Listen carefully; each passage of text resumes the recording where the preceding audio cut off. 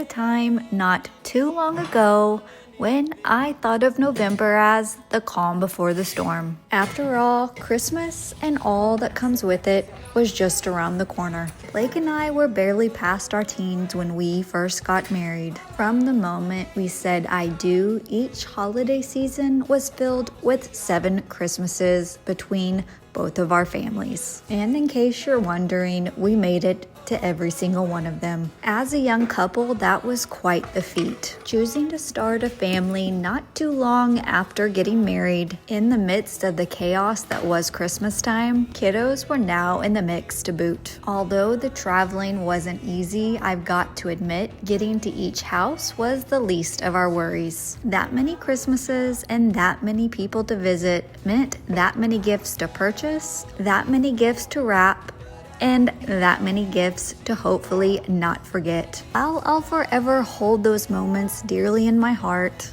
I am, however, grateful to have them tucked away in the banks of my memory. As our family has grown larger and our ages a little older, much wisdom has thankfully came with them both.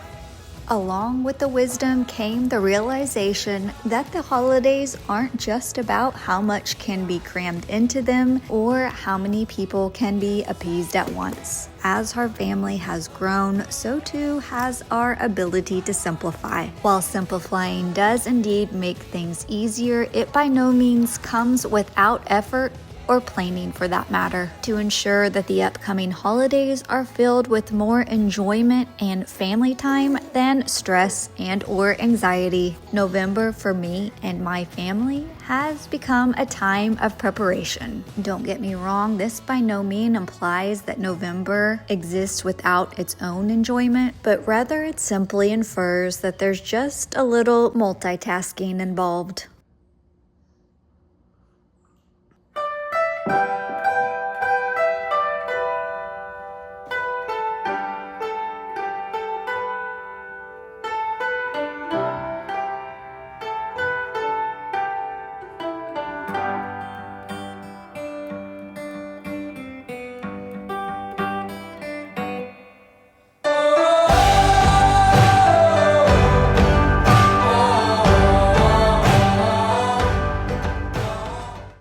Because decorating our home for the holidays and creating a magical environment for our family and for any of those who may visit is at the list of some of my top priorities. Before reaching into the attic and bringing out any of those nostalgic boxes, I like to begin with the process I call neutralizing. There is, however, one step before this one. Although I have quite a few staple pieces, each season is pretty different considering the color scheme and mood.